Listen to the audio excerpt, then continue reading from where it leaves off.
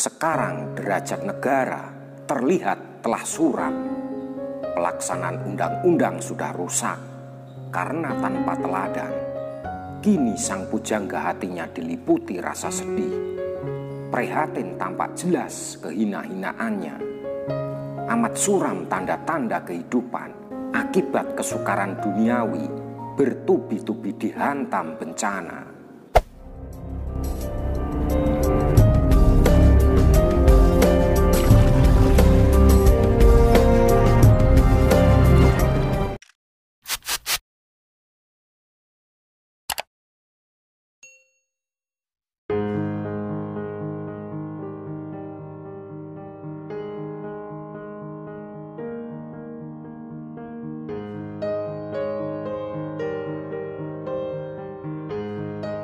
Rum kuncaraning bangsa dumunung ing luhuring budaya.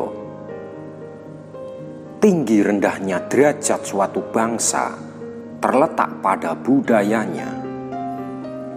Berikut ini syair serat Kalitido karya Raden Ngabei Ranggawarsita. Mangkya derajating praja, kawurian wus sunyaruri, rurah panggrehing ukara, karana tanpa palupi, ponang paraming kawi, kawileting tias malatkung, kongas kasudranira, tidem tandaning dumadi, hardayeng kradening karoban rubeda, ratune ratu utama, patihe patih linuwih, pranayaka tias raharja, panek kare becik-becik, parandene tan dadi,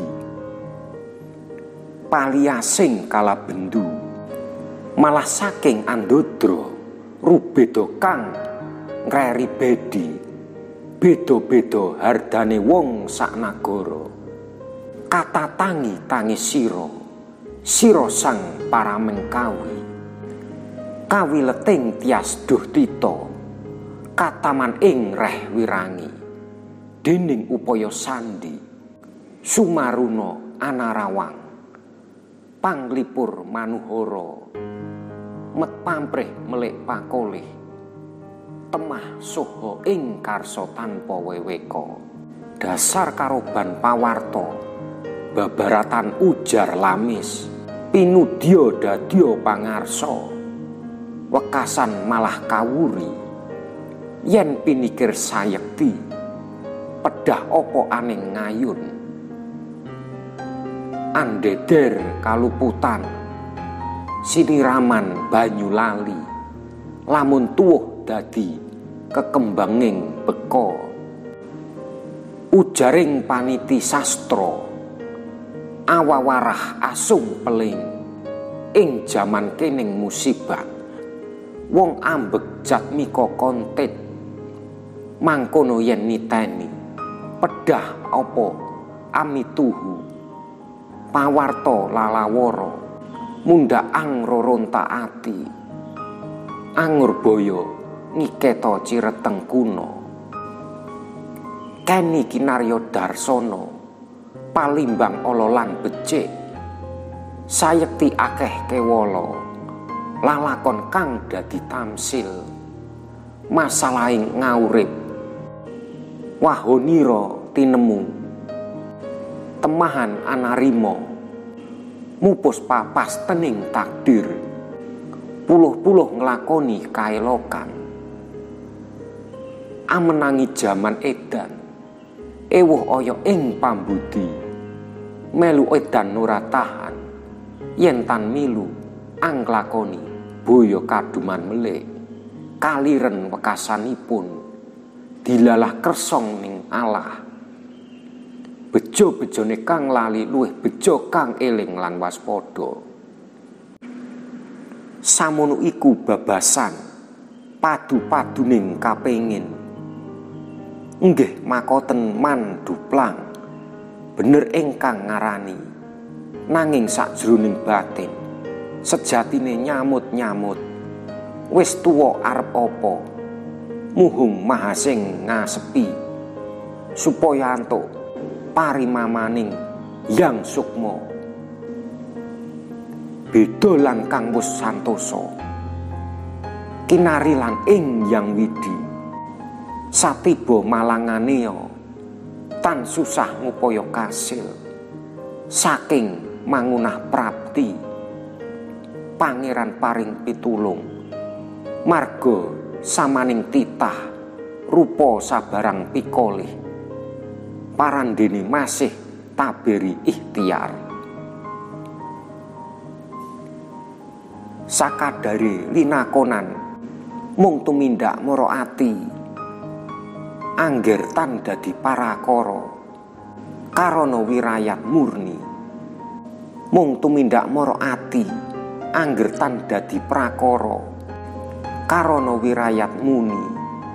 Ikhtiar iku yekti, pamilih reh rahayu, sinambi budidaya kanthi awas lawan eling, kang kaesti antuka parmaning suksma. Ya Allah ya Rasulullah kang sifat murah lan asih, mugi-mugi aparinga pitulung ingkang nartani ing alam awal akhir dumunung ing gesang ulun, makya sampun awreda ing wekasan kadipundi, mila mugi wontena pitulung tuan. Sageda sabar santosa mati sajroning ngaurip kalis ing reh huru-hara, murka angkara sumingkir tarlen meling melatsih, sanityasing tias mamatuh badaring sapudenda antuk wajar sawatawis, borong anggo swarga mesi martaya. Menghadapi zaman edan, keadaan menjadi serba sulit. Turut serta edan tidak tahan, apalagi tidak turut serta melakukan, tidak mendapatkan bagian, akhirnya menderita kelaparan. Sudah kehendak Tuhan, betapapun bahagianya orang yang lupa, lebih berbahagia mereka yang sadar dan waspada. Raden Ngabei Ronggowarsita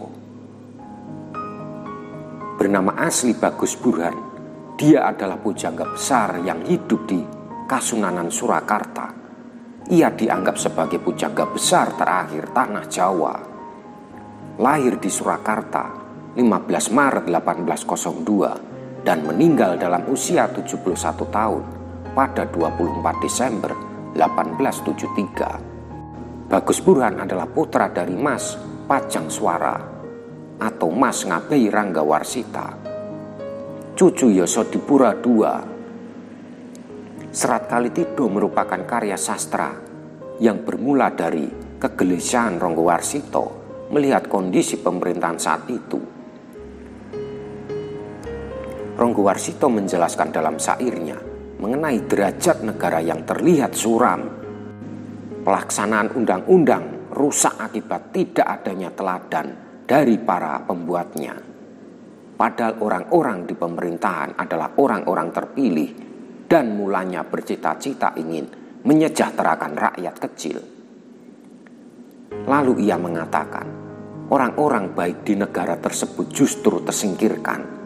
Di akhirnya syairnya, Ronggowarsita mengajak masyarakat untuk menjauhi keramaian duniawi.